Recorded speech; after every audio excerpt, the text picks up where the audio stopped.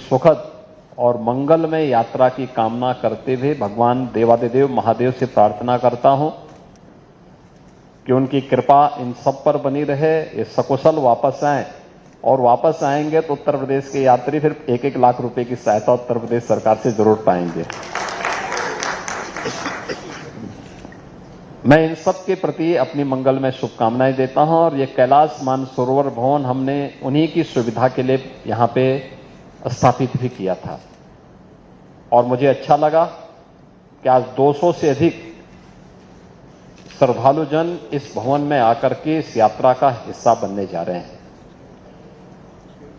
मित्रों, मैं आज प्रातःकालीन सत्र में गाजियाबाद आया, सेंट्रल इलेक्ट्रॉनिक्स लिमिटेड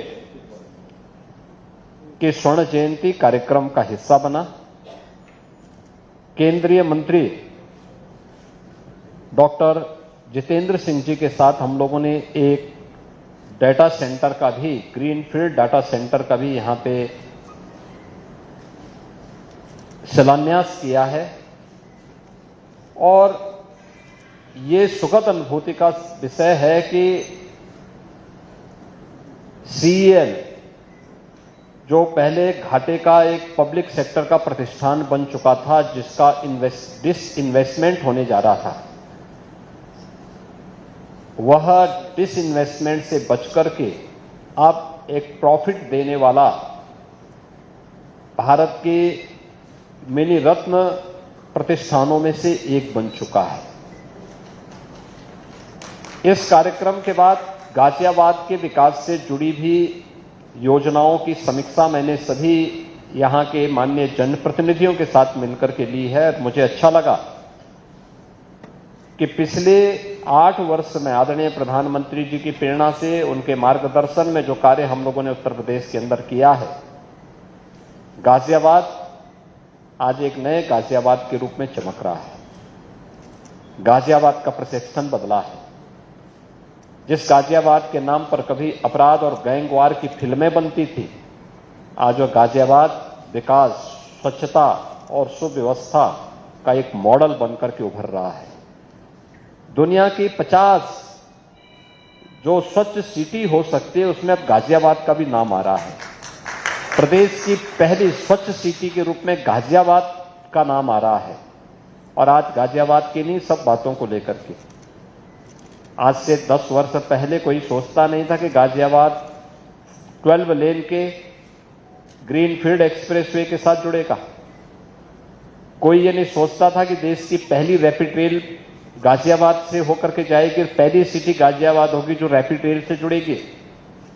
आज गाजियाबाद के पास रैपिड रेल भी है, 12 लेन का एक्सप्रेस हाईवे भी है, गाजियाबाद के पास अपनी मेट्रो भी है, गाजियाबाद के पास अपना एयरपोर्ट भी है और गाजियाबाद अब गाजियाबाद से एक ग्रेटर गाजियाबाद के रूप में अपनी नई यात्रा को प्रारंभ कर रहा है। आज इसके लिए जनप्रतिनिधियों के साथ हम लोगों ने यहाँ पे काफी विस्तार से चर्चा किया है।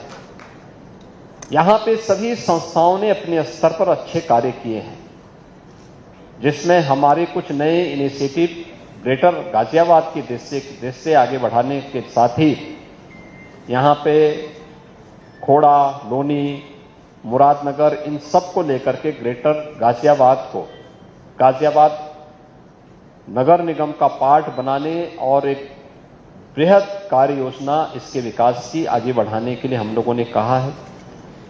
इंटीग्रेटेड ऑफिस कॉम्प्लेक्स, जनपद मुख्यालय का सभी जनपदीय मुख्यालयों को एक छत के नीचे लाने की व्यवस्था, पुलिस कमिश्नरेट का कार्यालय जहां पे पुलिस मुख्यालय के रूप में गाजियाबाद के माध्यम से वह लोगों को बेहतरीन सुरक्षा और लॉ एंड ऑर्डर की बेहतर स्थिति दे सके। बाबा दुग्धेश्वर नाथ मंदिर के कॉरिडोर के निर्माण की कार्रवाई हो या फिर यहां के विकास और बुनियादी सुविधाओं से जुड़े हुए सभी कार्यक्रम, जैसे BCCI यहां पे बहुत पहले स्टेडियम बनाने के लिए एक लैंड ली थी, काम नहीं आगे बढ़ पाया। आज हम लोगों ने कहा कि वे उस लैंड का उपयोग अब गाजियाबाद विकास प्राधिकरण करे और गाजियाबाद विकास प्राधिकरण वहां पे एक स्टेडियम बनाए और उसका संचालन भी करे। ये मानसरोवर भवन, उत्तराखंड भवन, या पूर्वांचल भवन, ये पब्लिक इसका उपयोग करना शुरू करे। इसके लिए भी हम लोगों ने यहां पे आज विकास प्राधिकरण भी और नगर निगम से कहा है, इसका एक मॉडल बना करके भेजें जिससे इनको हम ठीक ढंग से आगे बढ़ा सकें। एक नदी के पुनरुद्धार की कार्रवाई को आगे बढ़ाना, पिछले कुछ वर्षों के अंदर उठाए गए कदमों का परिणाम है कि गाजियाबाद में ग्रीनरी का लेवल बढ़ा है। गाजियाबाद अब एक शुद्ध सिटी के रूप में आगे बढ़ा है, सुंदर सिटी के रूप में एक नई यात्रा को आगे बढ़ाया है। जहां जगह जगह कूड़े के ढेर थे, पहाड़ थे, वे सब समाप्त हुए हैं। अब वहां पे मियावाकी फॉरेस्ट के रूप में, सिटी फॉरेस्ट के रूप में एक नया मॉडल वहां पे देखने को मिल रहा है। ऐसे ही यहां पे बहुत सारी इनिशिएटिव लेने हैं। ऐसे ही हिंडन नदी कभी यहां की पहचान थी। हिंडन नदी के पुनरुद्धार की कार्रवाई, प्राकृतिक पद्धति से उसके शुद्धिकरण की कार्रवाई, उसके दोनों ओर व्यापक वृक्षारोपण के कार्यक्रम, एक पेड़ मां के नाम पे लगाने की कार्रवाई, इस कार्यक्रम को भी युद्ध स्तर पर आगे बढ़ाने के बहुत सारे मुद्दों पर, यहां के डेवलपमेंट के मुद्दों पर, यहां की बुनियादी सुविधाओं के मुद्दे पर, यहां के रोजगार के मुद्दे पर, विभिन्न मुद्दों पर आज चर्चा हुई है। बहुत सार्थक चर्चा रही है और मुझे पूरा विश्वास है कि विकास की ये यात्रा डबल इंजन सरकार की इसी प्रकार से आगे बढ़ेगी।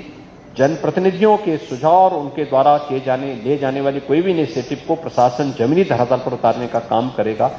इस विश्वास के साथ समीक्षा बैठक के साथ मैं यहां पर आया था और ये मेरा सौभाग्य है कि कैलाश मानसरोवर की यात्रा के इस पहले जत्थे को यहां से रवानगी करने के लिए मुझे यहां पर उनको किट उपलब्ध करवाने का एक अवसर प्राप्त हुआ है। मैं एक बार फिर से इन सभी तीर्थ यात्रियों के प्रति अपनी मंगल में शुभकामनाएं देता हूं। उनकी यात्रा की सुखद यात्रा की कामना करते हुए अपनी वाणी को विराम देता हूं। धन्यवाद। जय हिंद।